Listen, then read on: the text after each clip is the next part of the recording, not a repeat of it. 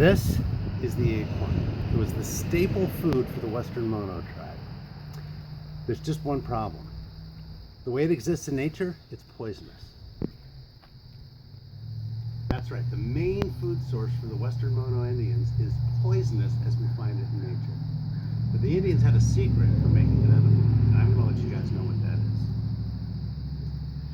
So this here is a bedrock mortar. So you guys have two of them in your class that you can teach from. I definitely recommend teaching from up on the higher level. It'll put the work at basically eye level for everyone else and make it easier for them to see.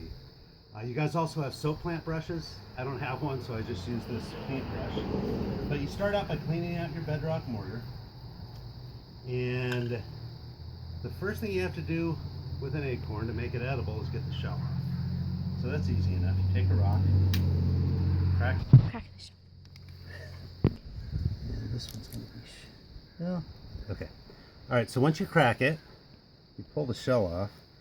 This is last year's acorn. It's pretty withered. But when you get your fresh acorns, the shell gets thrown away, and you got a skin right here, which is just about all we got left. And again, when it's fresh, the skin's a little easier to peel off. But you want to take that outer skin and peel it off. Once that skin is off, it needs to dry. If it's wet, it's just going to make paste and make a mess. So you kind of take your fingernail, peel the skin off, and you're going to set it out to dry. It'll take a couple days for it to dry.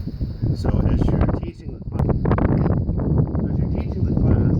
crack some acorn open. Later you can have a help with that, and you'll get a few to set out and dry, and then it should just work itself out so that you have dry acorns to work with. But you definitely want to start with some dry acorns.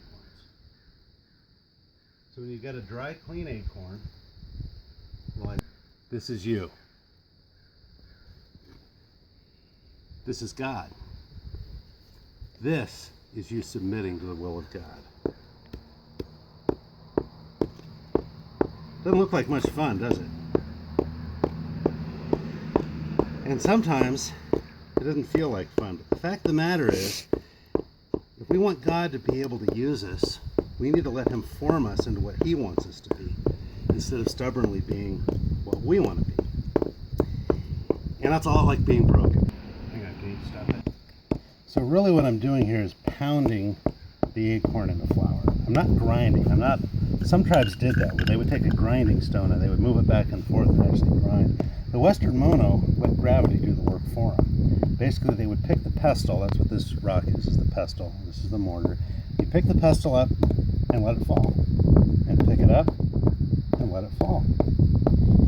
And these mortars were not anything that they made on purpose. It's just over time, after grinding lots of acorn flour, or pounding lots of acorn flour, a depression would form in the rock, and from doing it in the same place all the time. Go. So after you've been pounding for a while, you wanted to know if it was fine enough to make acorn flour.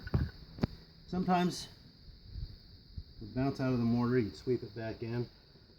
So they take a winnowing tray. Now I don't have a winnowing tray, you guys do. The winnowing tray you guys have is actually African, it's not authentically Western Mono. But they would take a winnowing tray, hold it vertically, throw the flour, and if it stuck to the side of the winnowing tray, it was fine enough for flour. If it didn't, it was too coarse, it was swept back into the mortar, and you keep pounding until it was fine enough for flour. Now, there's not going to be time in the class to pound enough acorn to make enough acorn flour to really show this, so we're going to have to use a little bit of imagination here. But basically, once you've been pounding acorns for a while, and you had a good batch of flour. Go. So once you've been pounding acorns for a while, and you had a good batch of flour, it was time to get the poison out. Tannic acid is the poison that's in the acorn that needs to come out. So they would just use their hands. They would pick it up and take it to their leach basin. You guys have a leach basin. It probably looks like a sandbox to you. Basically, it's a pile of sand, and you take and cover the sand with deer grass, and the acorn flour would go on top of the deer grass. Then you take an incense cedar branch, hold it over the top, and take some water. What the cedar does is it just disperses the water. So instead of sloshing in one spot and sloshing the flour out, it would distribute the water evenly. So the leach basin would fill up with water, and then it would drain out.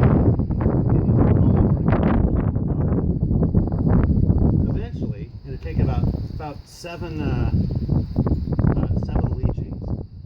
The water would take all the tannic acid and take all the poison out of the acorn flower, and the way they knew it was ready is it would turn white. It would turn from brown to white. And when it was white, it was safe to eat. And that's kind of like the blood of Christ that washes our sins away from us and makes us as white as snow. All right, so we've submitted to God's will. Our sins have been washed away by the blood of Christ, but we're lukewarm. And we don't want to be lukewarm, do we? No, we want to be hot. We want to be hot or cold. God says He'd rather that we were hot or cold than that we were lukewarm. So now we're gonna cook the acorn flour. And the Indians used baskets to cook. You guys have an authentic Western Mono cooking basket. And the amazing thing about it is a basket woven so tightly it would hold water. You guys should be able to demonstrate this. If the stream's not running, you can bring your own water out to the side or whatever, but pour water in the basket and show the kids that it actually will hold water.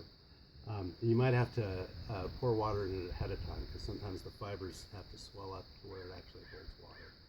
But sure enough, you've got a cooking basket, the basket will hold water. So the Indians would cook with baskets. Again, I don't have a basket, so I'm going to use this.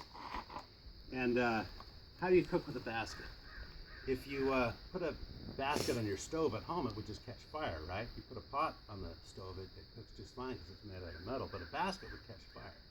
So the Indians had a trick for that too. They would cook using rocks. So they would start a fire, they put a bunch of rocks in the fire and heat them up until they were glowing red hot.